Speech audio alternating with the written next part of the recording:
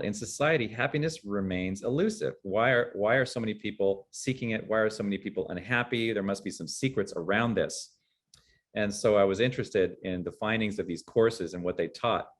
Professor Laurie Santos at Yale said a lot of people are unhappy because they are doing something called miswanting. They're wanting the wrong things.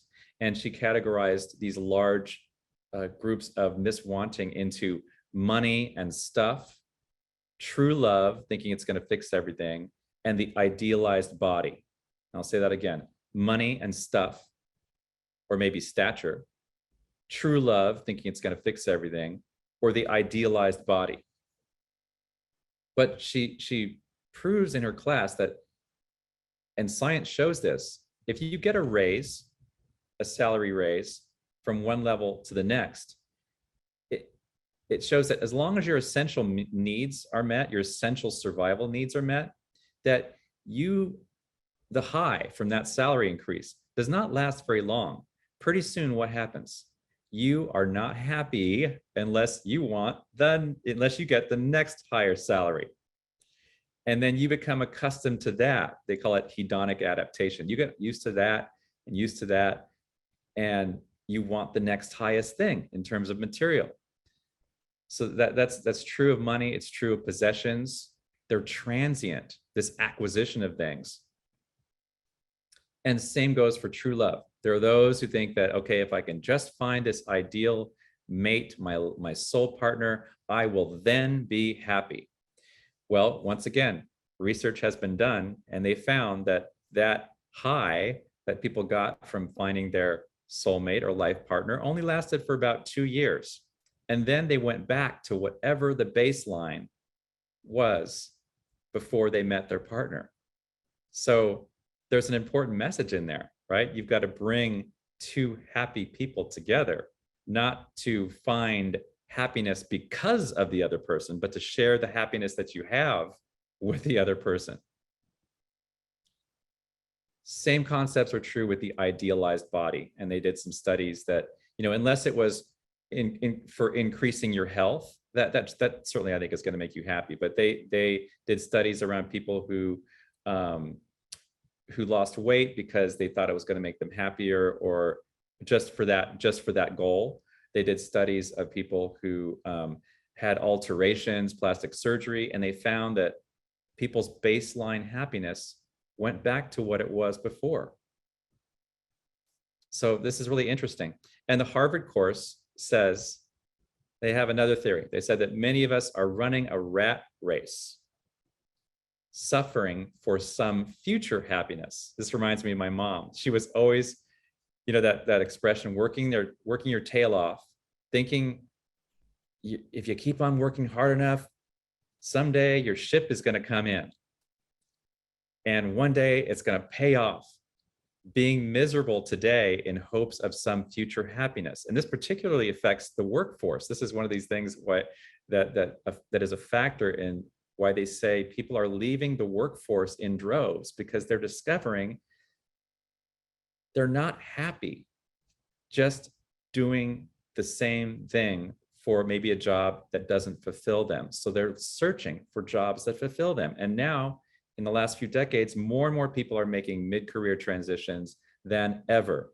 Or more people who are retired are finding new interests, new hobbies, new callings, more than ever.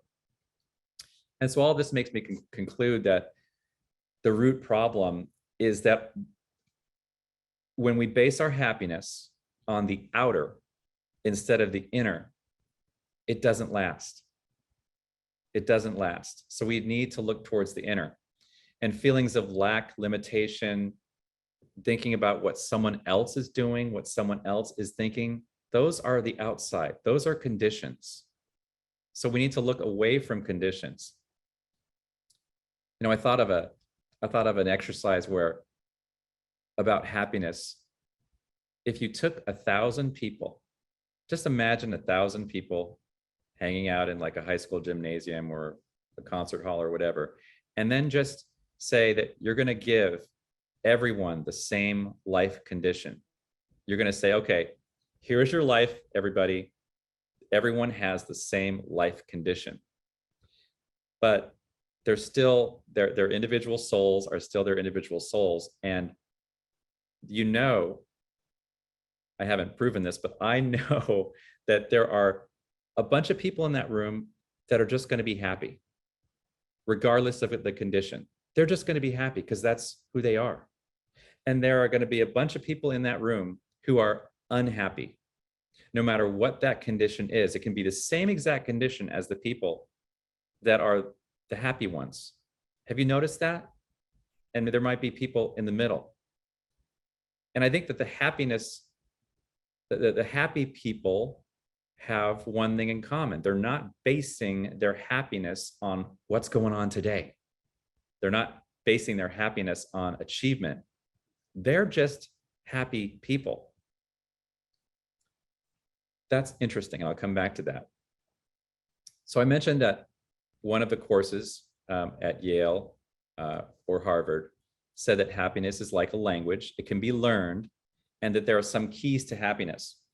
And this may sound obvious, but for many people, including me, we were raised in a household that perhaps wired our brains and our bodies for anything but persistent happiness.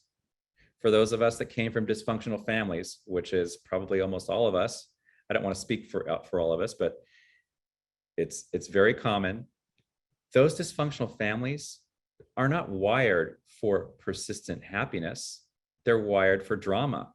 And how can you have drama if you're not oscillating from happiness to unhappiness, right? So in these cases, there is some sort of a resetting that's necessary, because we as children became used to, acclimated, and expecting, and maybe our neurochemistry and our brains became wired for feeling less than happy. It became wired into our energy, into the very cells and the molecules of our body, into our neurosystems. So in a sense, we've got to rewire all those things. We've got to rewire our brain and our bodies. And so it's fitting that Yale calls their happiness practices rewirements. And these rewirements can help people increase their happiness for anybody who uses them. So one of the first rewirements, I'm going to ask you a question.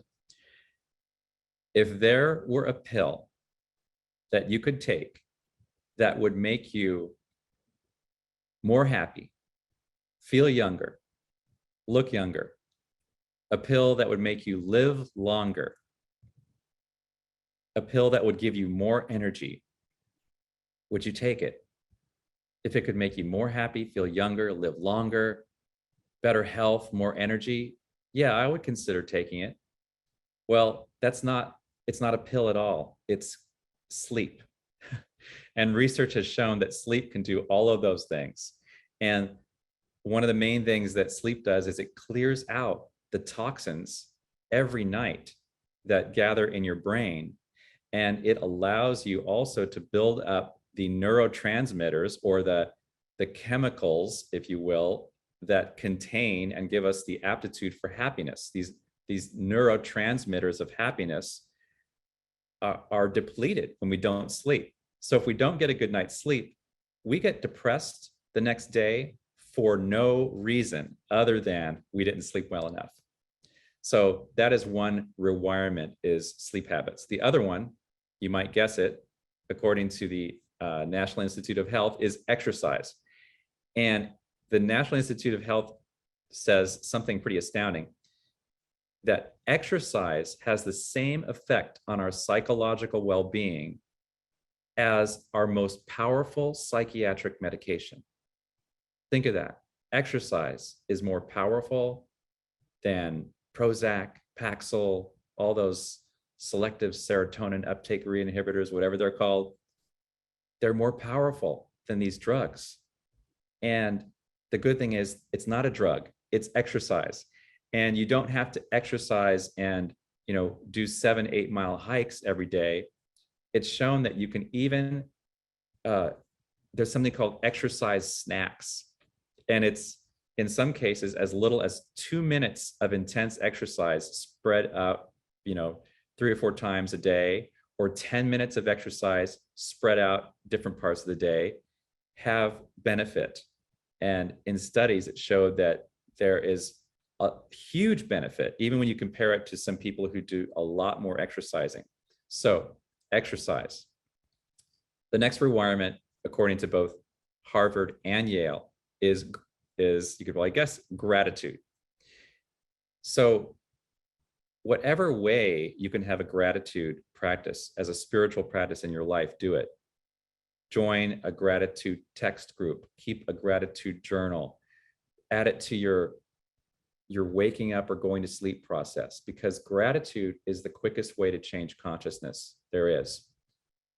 Wayne Dyer also says that thank you is the simplest prayer there is, and that's a prayer of gratitude.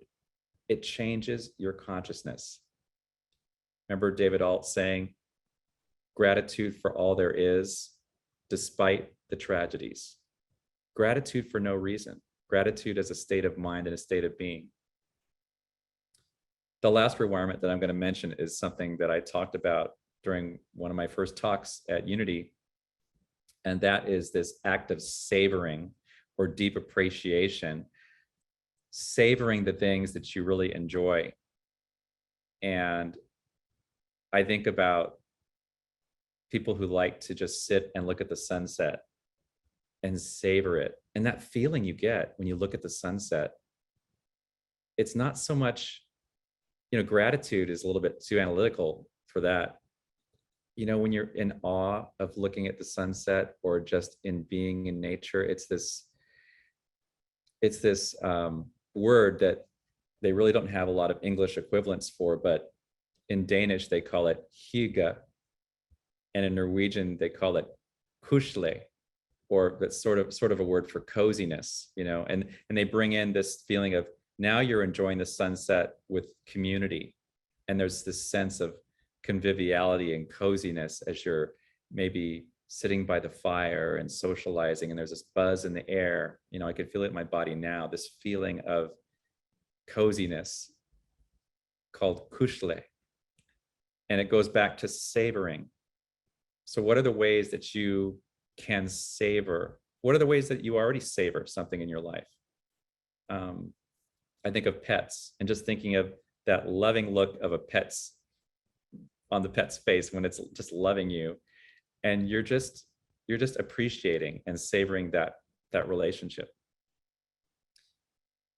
So one of the other things that is mentioned in this Harvard course is the importance of social connections.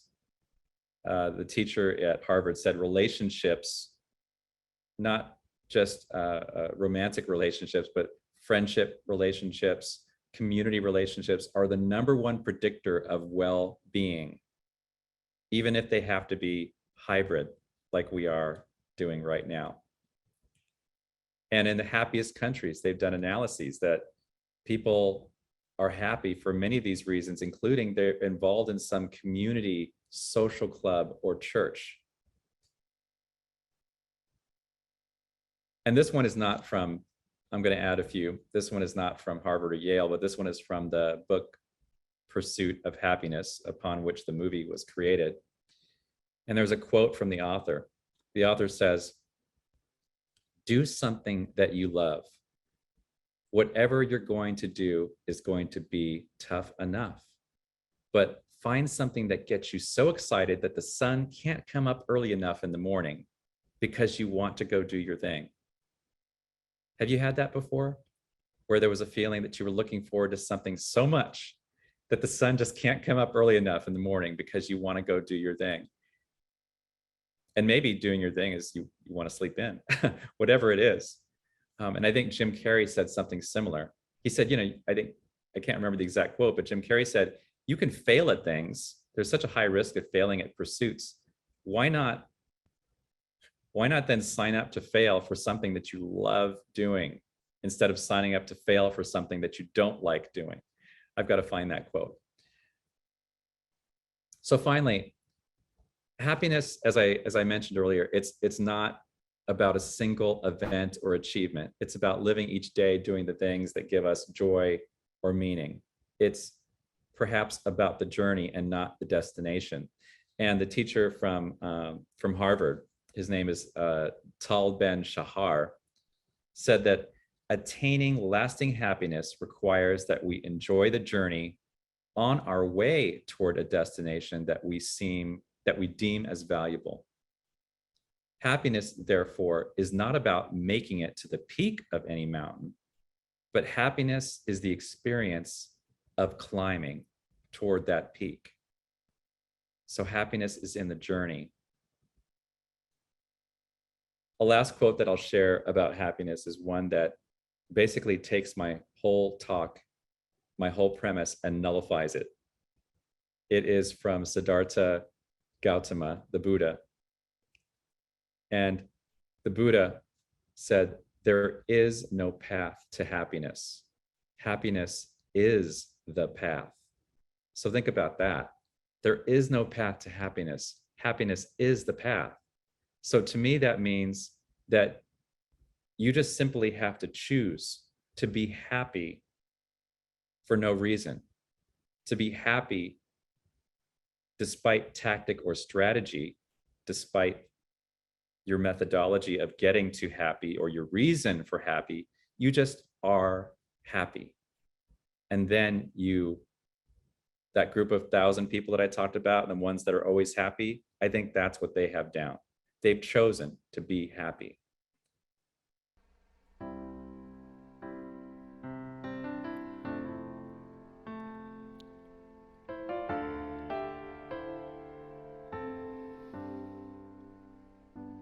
Gratitude before me, gratitude behind me, gratitude to the left of me, gratitude to the right of me, gratitude above me, gratitude below me, gratitude within me, gratitude all around.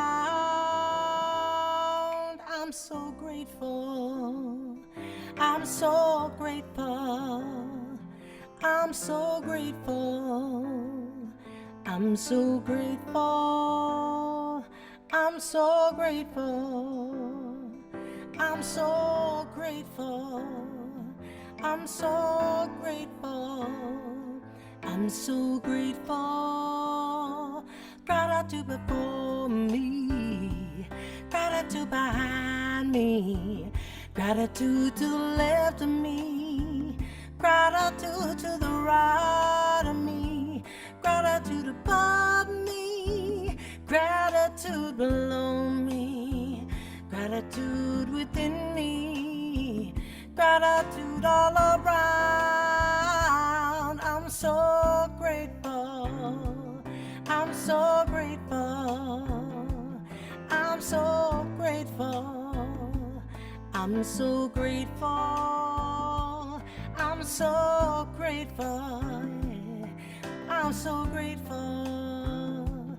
I'm so grateful. I'm so grateful. Sing it with me. Gratitude before me, gratitude behind me, gratitude to the left of me, gratitude to the right of me, gratitude above me, gratitude below me, gratitude within me, gratitude all around. I'm so grateful, yes, I'm so grateful. I'm so grateful. I'm so grateful. I'm so grateful. I'm so grateful. I'm so grateful. I'm so grateful. Gratitude before me, gratitude behind me, gratitude to the left of me, gratitude to the right of me, gratitude above me, gratitude below me, gratitude within me, gratitude all around. I'm so grateful. Oh, so grateful. Oh, so grateful.